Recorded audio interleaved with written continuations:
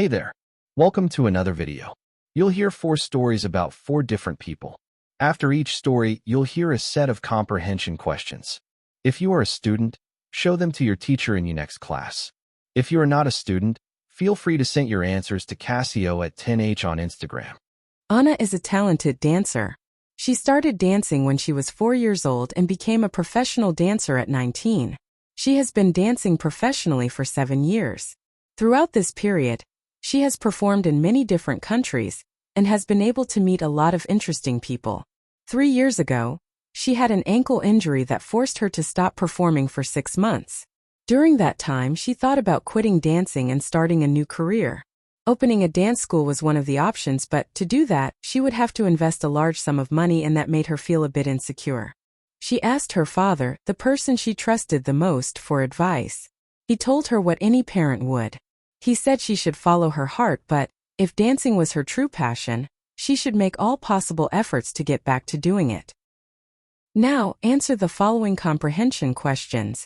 How old was Anna when she started dancing? At what age did she become a professional dancer? How long has she been dancing professionally? What happened to Anna 4 years ago? How long was she forced to stop performing? What was one of the career options she considered while she was recovering? What did her father advise her to do? Do you think Anna made the right decision by returning to dancing?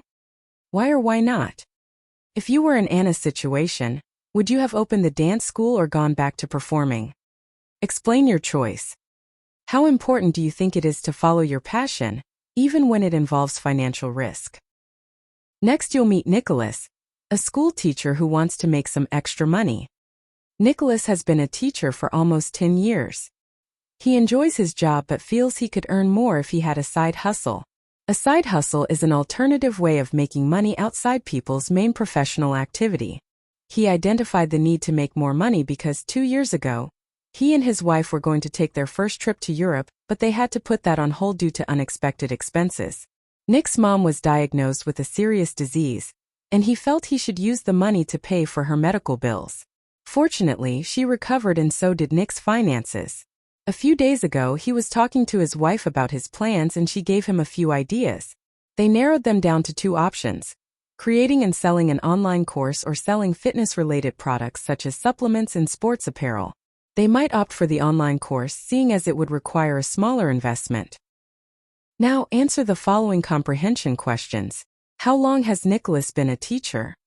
What is a side hustle according to the paragraph? What trip were Nicholas and his wife planning to take? Why did they have to cancel their travel plans? What happened to Nick's mother and what was the outcome? Who helped Nicholas come up with ideas for his side hustle? What are the 2 options they are considering for a side hustle? Do you think having a side hustle is a good idea for someone like Nicholas? Why or why not? Which of the 2 options, the online course or the fitness products, would you choose and why? Do you think it is common for people to put their personal goals on hold to help a family member? Is that the right thing to do? Next, there's Marcus, a software engineer who enjoys cooking. Marcus is a 32-year-old software engineer who has always had a passion for cooking. He works for a tech company and has been living in a big city for about 5 years. Although he earns a good salary, he often feels something is missing in his daily routine. Last year, he started posting short cooking videos on social media just for fun, but the response was overwhelming. Within a few months, he had gained thousands of followers. His friends encouraged him to turn it into a business, but Marcus was unsure. Leaving a stable job felt like a huge risk.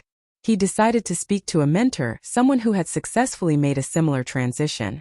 The mentor advised him not to quit his job immediately but to treat the cooking content as a serious project and see where it led. Marcus took that advice and has been working on both things ever since. Here are the comprehension questions. What is Marcus's profession? How long has he been living in a big city? Why does Marcus feel something is missing in his daily routine, despite earning a good salary?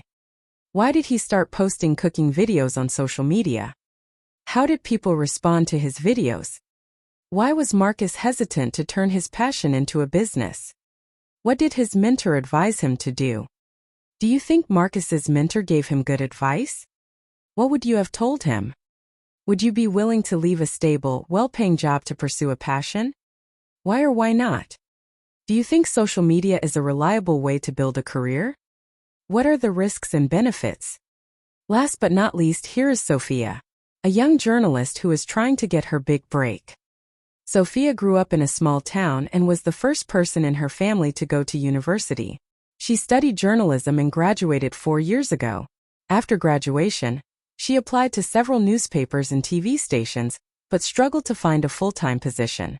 Instead of giving up, she started her own blog where she wrote about local news and community stories. Slowly, people in her town began to read and share her work.